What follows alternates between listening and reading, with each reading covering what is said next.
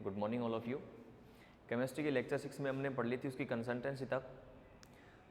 आज के video lecture में हम पढ़ेंगे इसका नेक्स्ट टॉपिक, और नेक्स्ट टॉपिक अपना विलेयता यानी कि सोल्युबिलिटी।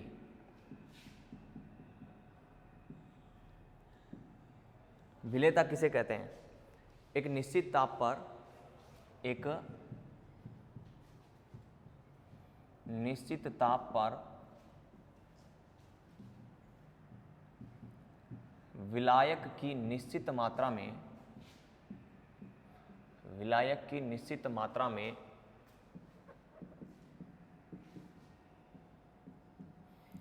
विलय की घुली हुई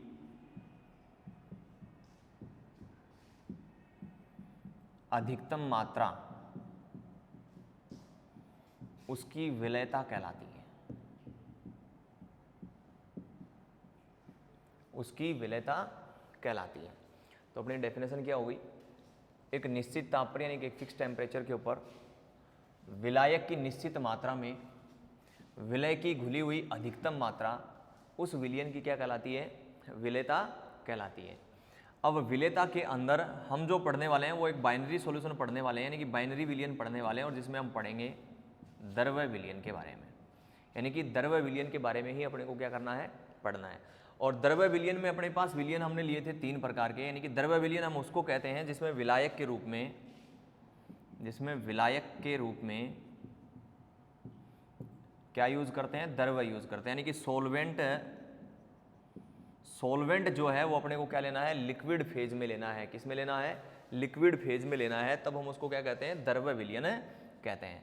तो हम यहाँ पर अगर विलय ठोस के रूप में ले लें और विलायक है वो द्रव्य के रूप में ले लें, तब हम उसको कहेंगे ठोस द्रव्य विलयन। यदि हम गैस विलय के रूप में ले लें और विलायक द्रव्य ले लें, तब हम उसको क्या कहेंगे? गैस द्रव्य विलयन। और यदि हम विलय और विलायक दोनों द्रव्य अवस्था में ले लें, तब हम उसको क्या कहेंगे? द्रव्य विलयन। तो अपना पहला टॉपिक जो था वो था आज का विलेयता। एक फिक्स टेम्परेचर पर विलायक यानी कि सॉल्वेंट की फिक्स मात्रा में विलय की घुली हुई अधिकतम मात्रा, यानी कि अधिकतम उस विलायक में विलय है वो कितना डिजोल्व हो सकता है, वो उस विलयन की क्या कहलाती है? विलेयता कहलाती है। और इस चैप्टर में विलेयता में जो आगे हम पढ़ने वाले हैं वो क्या पढ़ने वाले हैं? द्रव्य विलयन पढ़ने वाले हैं। यानी कि एक बाइनरी सॉल्यूशन जिसमें एक विलय होगा और के साथ में क्या रहेगा? विलायक रहेगा। उस द्रव्य विलयन में अपने पास तीन सॉल्यूशन बनते हैं: ठोस द्रव्य विलयन, गैस द्रव्य विलयन और द्रव्य विलयन। ठोस द्रव्य विलयन का मतलब है यहाँ पर अपना ठोस जो है वो तो क्या है? सोल्यूट है, यानी कि विलय है, और द्रव्य है वो क्या है? विलायक है। तो ठोस द्रव्य विलयन हो गया। गैस विलय के रूप में और द्रव्य विलायक के रूप में लेंगे, जब क्या हो गया? गैस द्रव्य विलयन हो गया और द्रव्य विलय होगा और द्रव्य ही विलायक होगा, तब हम उसको क्या कहेंगे? द्रव्य विलयन कहेंगे। ठोस द्रव्य विलयन का मतलब अपने पास क्या है? देखो यहाँ पर जैसे हमने शुगर प्लस वाटर, यानी कि मैं पानी के अंदर क्या डाल दें? हम शुगर डाल दें, यानी कि चीनी डाल दें, तो वो क्या हो गया? एक प्रकार से ठोस द्रव्य विलयन। जैसे हम ये कहें कि NaCl को पानी में घोलें, तो भी हम उसको क्या कहेंगे? ठोस द्रव्य विलयन कहेंगे। अब अपने पास है गैस द्रव्य विलयन, जिस प्रकार से O2 है, N2 है, ऑक्सीजन है, नाइट्रोजन है, वो किसमें सोल्यूबल होती हैं? किसमें घुली हुई रहती हैं? वाटर में घुली रहती हैं। तो ये अपना क्या हो गया? गैस द्रव्य विलयन हो गया। फिर नेक्स्ट अपने पास द्रव्य विलयन, जैसे हमने एल्कोहल को वाटर में घोल दिया, तो वो क्या हो गया? अपना द्रव्य विलयन हो गया। तो इन तीनों की हम क्या पढ़ने वाले हैं? विलेयता पढ़ने वाले हैं। कि द्रव्य की विलेयता पढ़ने वाले हैं, ठोस द्रव्य की विलेयता पढ़ने वाले हैं, और गैस की विलेयता पढ़ने वाले हैं। यानी कि इनकी विलेयता को कौन कौन प्रभावित करता है, कौन कौन प्रभावित नहीं करता, ये सारी चीज़ें हम पढ़ेंगे। जैसे यहाँ पर अपने पास 2 इंपॉर्टेंट रूल आने वाले हैं। गैस द्रव्य विलयन के बारे में हेनरी ने इसके दाब के इफेक्ट को बताया था। ठीक उसी प्रकार से यहाँ पर वेपर प्रेशर वाष्प दाब के बारे में बताया था राउट ने। द्रव्य विलयन के लिए जो RBC बोर्ड के लिए क्या रहते हैं? काफ़ी इंपॉर्टेंट टॉपिक रहते हैं। तो सबसे पहला जो टॉपिक लेंगे हम इसमें द्रव्य विलयन में, वो कौन सा लेंगे? ठोस द्रव्य विलयन हम लेते हैं। तो अपना नेक्स्ट जो टॉपिक है वो है ठोस द्रव्य विलयन।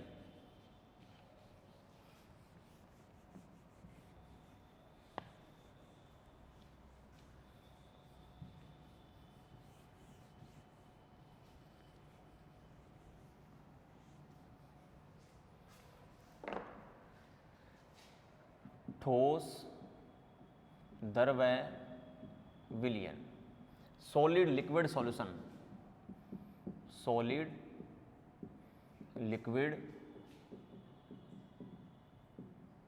सॉल्यूशन, ठोस द्रव्य विलयन यानी सॉलिड लिक्विड सॉल्यूशन। तो ठोस द्रव्य विलयन की डेफिनेशन क्या लिख देंगे, वह विलयन जिसमें विलय ठोस हो तथा विलायक द्रव्य होता है, विलायक द्रव्य होता है, उस विलयन को या उसे ठोस द्रव्य विलयन कहते हैं, ठोस द्रव्य विलयन कहते हैं। फॉर एग्जाम्पल के लिए हमने अभी भी बताया कि हमने शुगर को किस में डाल दिया, वाटर में डाल दिया, यानी कि वाटर में डिजोल्व किया। NaCl को हमने वाटर में डिजोल्व किया, फिर हमने ग्लूकोज को वाटर में डिजोल्व किया। इस प्रकार से हम क्या कर सकते हैं, अपने पास जैसे सोडियम हाइड्रोक्साइड को वाटर में डिजोल्व किया हमने, पोटेशियम क्लोराइड को डिजोल्व किया, अमोनियम क्लोराइड को डिजोल्व किया। तो ये सारे किसके एग्जाम्पल आ जाएंगे, अपने पास ठोस द्रव्य विलयन के आ जाएंगे, नहीं सॉलिड लिक्विड सॉल्यूशन के आ जाएंगे। तो वह विलयन जिसमें विलय ठोस के रूप में होता है और विलायक के रूप में द्रव्य लेते हैं, उसको हम ठोस द्रव्य विलयन कहते हैं। ठोस द्रव्य विलयन की जो सोलबिलिटी होती है, यानी कि जो विलेयता होती है, वो किस किस के द्वारा प्रभावित होती है और किसके द्वारा नहीं होती। तो ठोस द्रव्य विलयन की विलेयता को प्रभावित करने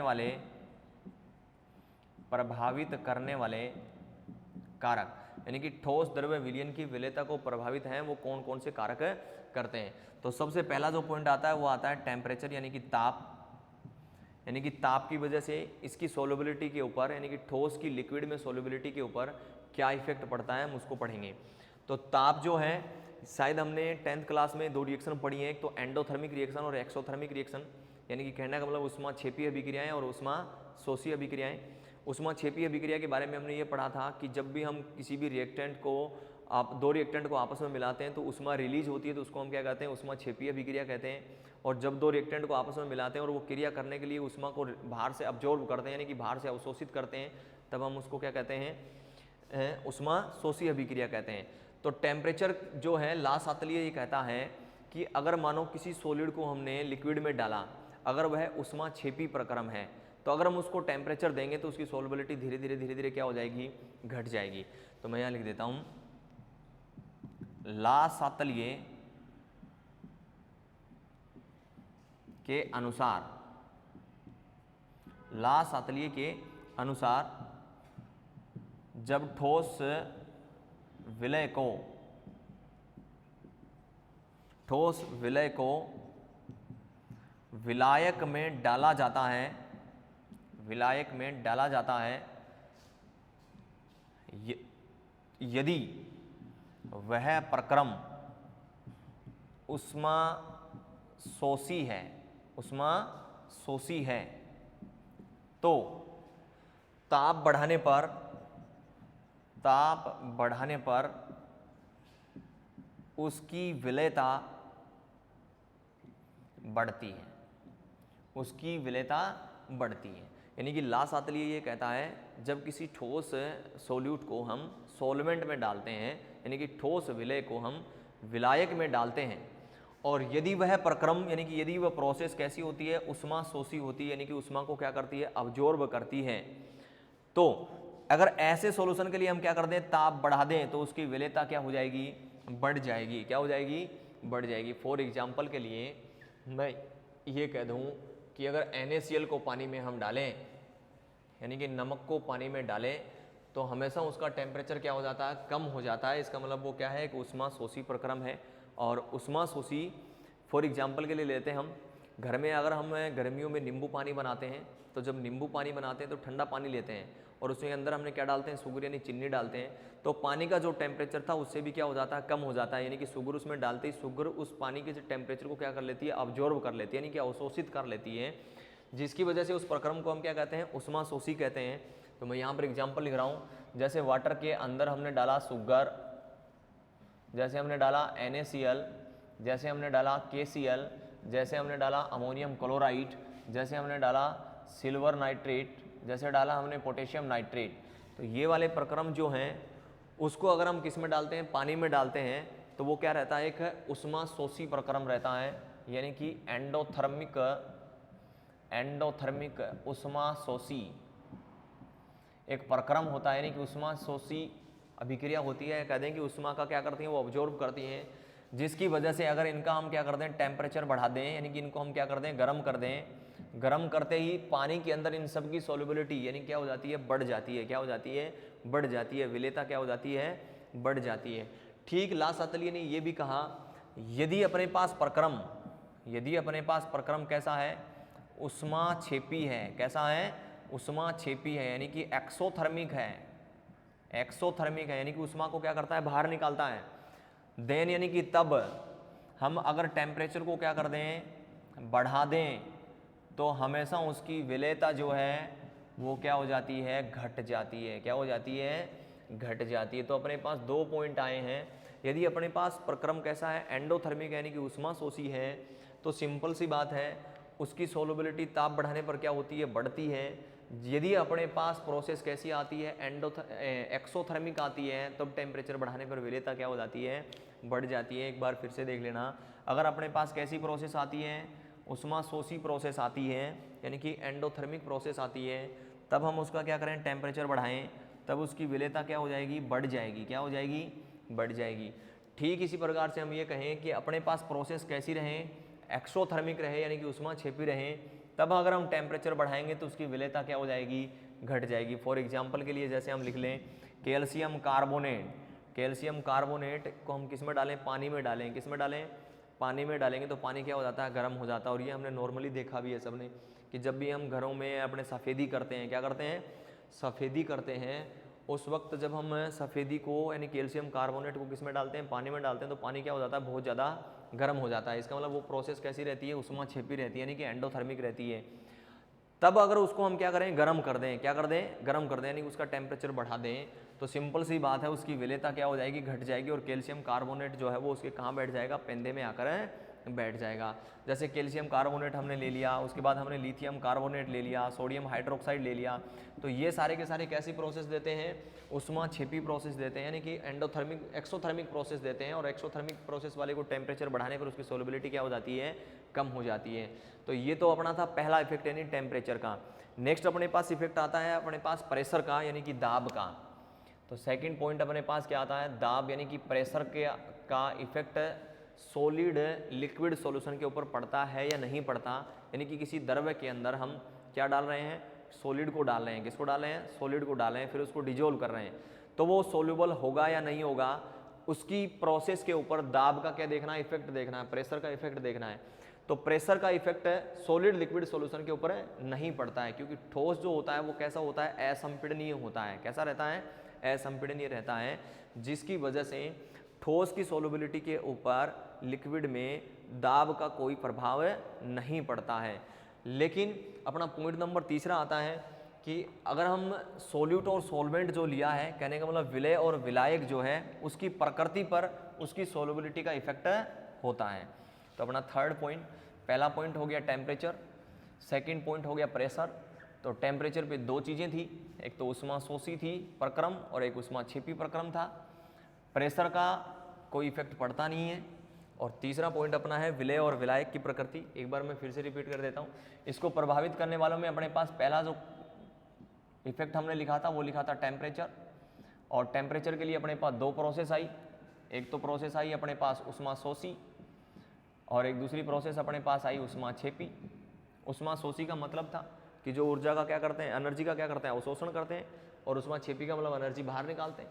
तो कोई उष्मा छेपी प्रक्रम होगा, सॉलिड लिक्विड को मिक्स करेंगे तब हम और उसका क्या करें, टेम्परेचर बढ़ाएं, टेम्परेचर क्या करें, बढ़ाएं, तो उसकी विलेयता जो है वो क्या हो जाती है, बढ़ जाती है। विलेयता क्या हो जाती है, बढ़ जाती है। ठीक इसी प्रकार से अपने पास उष्मा छेपी प्रक्रम आता है, तो उसके लिए अगर हम टेम्परेचर बढ़ाएंगे तो उसकी विलेयता क्या हो जाएगी, घट जाएगी। उसकी विलेयता क्या हो जाएगी, घट जाएगी। दूसरा पॉइंट अपने पास था दाब का। तो ठोस द्रव्य सॉल्यूशन के ऊपर दाब का कोई प्रभाव नहीं पड़ता है, प्रभाव नहीं पड़ता है। क्यों नहीं पड़ता है, क्योंकि ठोस असंपीडनीय प्रकृति के होते हैं, ठोस असंपीडनीय प्रकृति के होते हैं। और अब अपना जो तीसरा पॉइंट आया है वो आया है विलेय एंड विलायक, सोल्यूट और सॉल्वेंट की प्रकृति, सोल्यूट और सॉल्वेंट की प्रकृति, यानी कि अपने पास विलेय और विलायक की प्रकृति जो है वो उसकी सोलबिलिटी को क्या करती है, इफेक्ट करती है। और इफेक्ट कैसे करेगी वो देखो, अगर अपने पास सीधा सीधा हम एक लाइन लिख लेते हैं, like dissolve like, like dissolve like, या मैं ये कह दूं जैसा जैसे को घोलता है, जैसा जैसे को घोलता है, यानी कि जैसा विलय होगा और वैसा का वैसा ही क्या होगा अपने पास विलायक हो, तो उसकी सोलबिलिटी क्या हो जाएगी, बढ़ जाएगी। क्या हो जाएगी, बढ़ जाएगी। जैसे मैं यहाँ पर लिख देता हूँ, यहाँ पर हमने लिख लिया विलय, यहाँ पर हमने ले लिया विलायक, और यहाँ पर हमने ले लिया इसकी विलयता, यानी कि इसकी विलयता किस प्रकार की होगी। हमारा जो विलय है वो किस प्रकृति का है, ध्रुवीय प्रकृति का है। किस प्रकृति का है, ध्रुवीय प्रकृति का है। ध्रुवीय प्रकृति के विलय में एग्जाम्पल हमने ले लिया जैसे NaCl, जैसे NaCl सोडियम क्लोराइड हमने ले लिए, ध्रुवीय प्रकृति का है। विलायक के रूप में हमने क्या ले लिया, ध्रुवीय प्रकृति का ही ले लिया, ध्रुवीय प्रकृति का ही। जैसे हमने क्या ले लिया, H2O ले लिया। तो सिंपल सी बात है, विलय ध्रुवीय प्रकृति का है और विलायक ध्रुवीय प्रकृति का, दोनों एक जैसे हैं, तो इनकी विलयता क्या हो जाएगी, बढ़ जाएगी। क्या हो जाएगी, बढ़ जाएगी। और हमने यही लाइन लिखी है, लाइक डिजोल्व लाइक, जैसा है वो जैसे को क्या करता है, घोलता है। जैसे यहाँ पर हमने NaCl ध्रुवीय प्रकृति का था अपना, यानी कि पोलर इन नेचर था, और विलायक भी ध्रुवीय प्रकृति का H2O यानी कि पोलर इन नेचर है। जब दोनों ध्रुवीय प्रकृति वालों को आपस में मिक्स करेंगे तो उसकी विलयता क्या हो जाएगी, बढ़ जाएगी।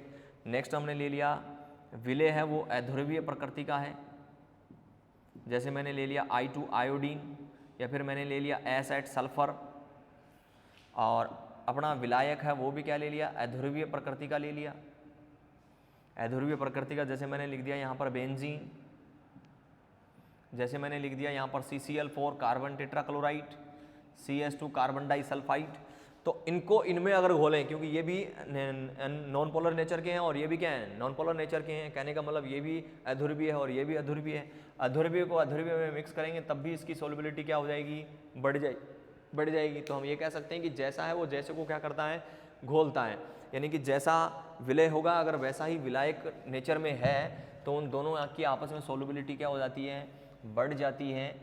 और अगर इन दोनों का इफेक्ट क्या रहता है, चेंज रहता है, तो दोनों की आपस में सोलबिलिटी है वो क्या हो जाती है, घट जाती है। जैसे मैं यहाँ पर लिख रहा हूँ, अगर हमने विलय के रूप में ध्रुवीय लिया और विलायक के रूप में क्या लिया, अध्रुवीय लिया, तो इनकी विलयता हमेशा क्या हो जाएगी, कम हो जाएगी। क्या हो जाएगी, कम हो जाएगी। एक बार मैं फिर से रिपीट कर रहा हूँ, विलय और विलायक की प्रकृति में हमने लिखा है कि जैसा जैसे को क्या करता है, घोलता है। यानी कि जैसा विलय होगा अगर वैसा का वैसा ही अपने पास क्या रहा, विलायक रहा, तो उनकी प्रकृति, दोनों की प्रकृति अगर सेम रही तो उनकी विलयता क्या होती है, बढ़ती है। जिस प्रकार से हमने विलय के रूप में ध्रुवीय अभिकर्मक लिया और ठीक विलायक के रूप में भी हमने क्या लिया है, ध्रुवीय प्रकृति का लिया है। जैसे वहाँ पर हमने NaCl के साथ H2O लिया, तो इनकी विलयता क्या हो जाएगी, बढ़ जाएगी। ठीक इसी प्रकार से अध्रुवीय प्रकृति का विलय यानी कि आयोडीन और S8 जो है वो लिया है, और अध्रुवीय प्रकृति का हमने क्या लिया, विलायक लिया, benzene, CCl4, CH2 carbon disulphide.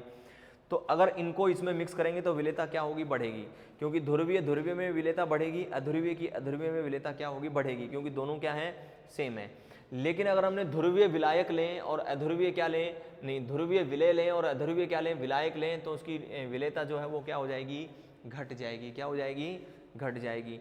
तो ये वाले जो पॉइंट थे वो तो अपने क्या थे, ठोस लिक्विड सॉल्यूशन की सोल्युबिलिटी को इफेक्ट करने वाले पॉइंट थे। नेक्स्ट में यानी कि नेक्स्ट वीडियो में हम पढ़ेंगे gas liquid solution, gas liquid solution. धन्यवाद।